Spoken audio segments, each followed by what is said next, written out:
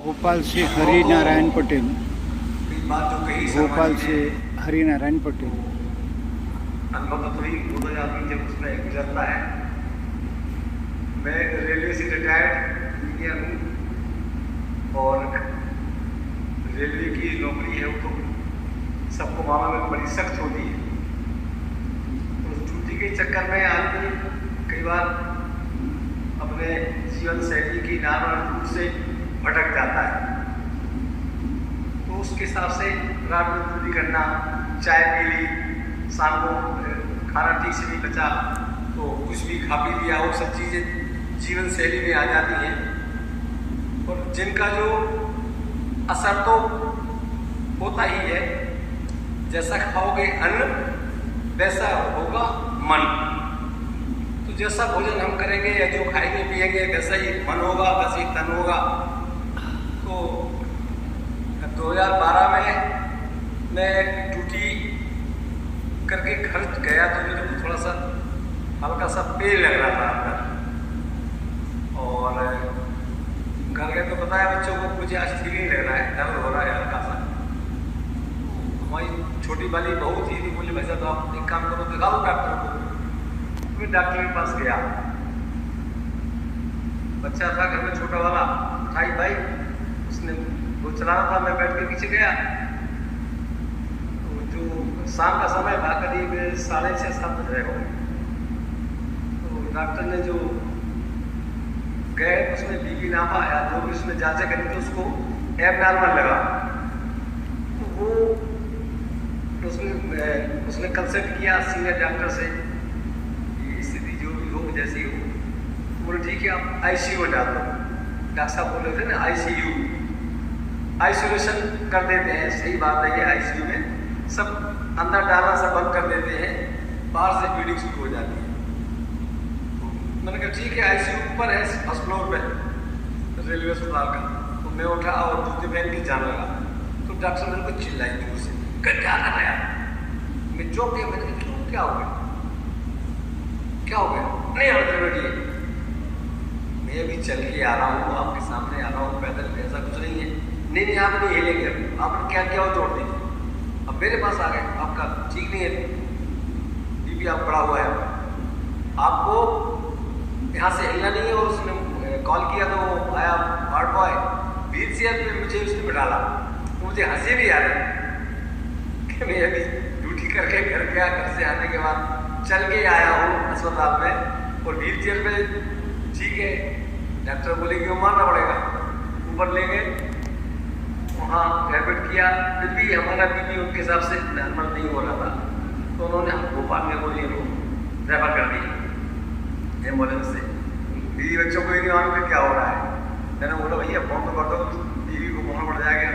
Bhopal memorial जा रहे हैं, भोपाल मेमोरियल वहाँ से करीब 10-12 किलोमीटर दूर है। तो फोन किया, वो भी तैयार हो गए, आगे बोले यहीं से ले लो एम्बुलेंस, साथ चलेंगे। सब लोग पहुँचे और डॉक्टर ने वहाँ पे इमरजेंसी में भर्ती किया। और रात भर में सवेरे हमारी एंजियोप्लास्टी हो गई। मतलब इतना भी टाइम नहीं दिया कि क्या है क्या नहीं है। बच्चों से जो कुछ बात हुई उन्होंने जांच करी, चेक किया, एंजियोग्राफी करी, क्या किया। हमारा एक स्टेंट डाल दिया उन्होंने, 70% ब्लॉक एक आर्टरी। तो जो हमने अच्छा मौका दिया नहीं उन्हें हमें सेकंड ओपिनियन लेने का, कि हम पूछे किसी सलाह कर सकते थे।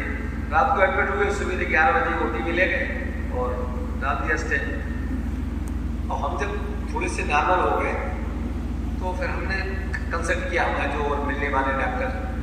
तो वो बोले 70% में तो करने नहीं चाहिए उनको, 70% का जो ब्लॉकेज है, अगर एक नस चोक है तो कोई बड़ा ब्लॉकेज नहीं है, खुल सकता है दवाइयों से। डॉक्टरों का काम रेलवे से रेफर गए थे, रेलवे को पैसा नहीं करना था, घर वालों को भी इस बात का एहसास नहीं था और उनका हो गया। इसके बाद फुटका लग गई हमें, तो हम परेशान रहते थे कि ये दवाइयों का एक बवाल लग गया जीवन में, ये कैसे छूटे। मेडिसिन हमें तो ये जिंदगी भर खाने पड़ेंगे, उसके साइड इफेक्ट होते ही हैं। एलोपैथी के साइड इफेक्ट होते हैं। इसमें कोई कितना भी बड़ा डॉक्टर रहे, कोई भी कैसा कुछ कहे, ये असंभव है कि उसके साइड इफेक्ट नहीं हो। तो उस बात का हमें ज्ञान था। तो 15 में हमारे यहाँ कहीं पे विदिशा में कैंप लगा था पहला। वहाँ पे मालूम पड़ी लोगों से कि एक बहुत बढ़िया संस्था है मेरठ की, तब सेवा समरण, और वो बगैर दवाइयों के स्वस्थ कैसे रहो इस पे उनका व्याख्यान होता है। और रामचरितमानस के आधार पे उन्होंने उसको उस पर खोज की है। तो मैंने कहा ठीक है, मरता क्या नहीं करता, अच्छी बात है, राम की चर्चा होगी, जो होगा देखा जाएगा।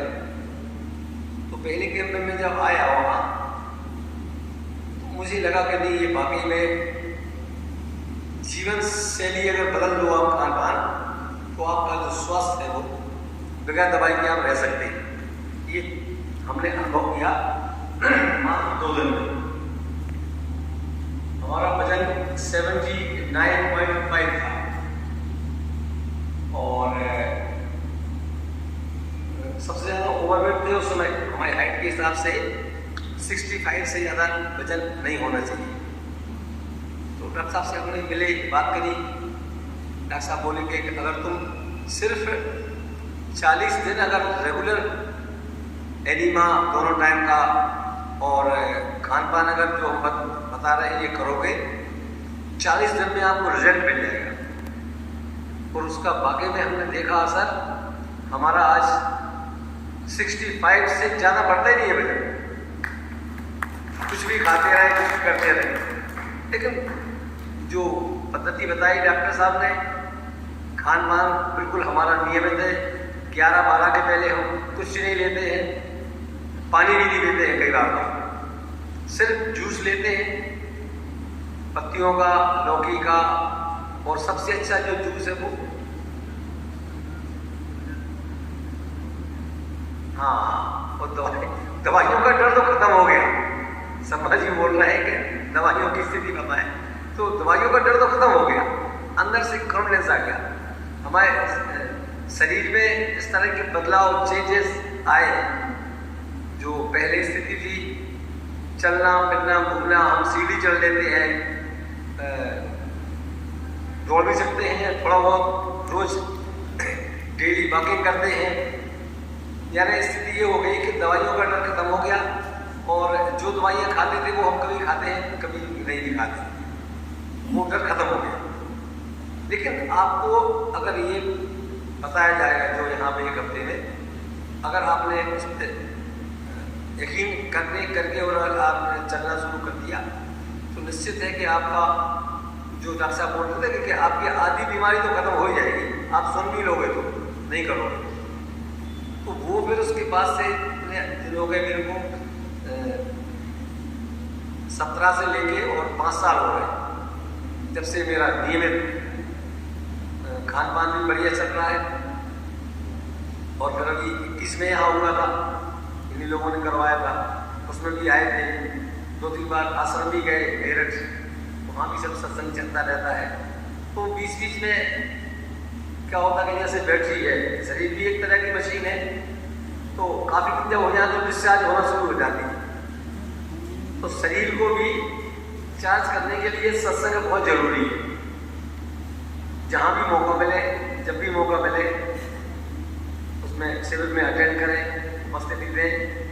हम लोगों ने भोपाल में भी 2 दिन कैंप करे हैं, लेकिन करे सिर्फ खाली पढ़ने के। 3 तरह के कैंप होते हैं, 1 दिन का, 3 दिन का और 7 दिन का। तो 1 दिन के कैंप में डॉक्टर साहब आए, उन्होंने लोगों को सलाह दी, लोग बहुत प्रभावित हुए।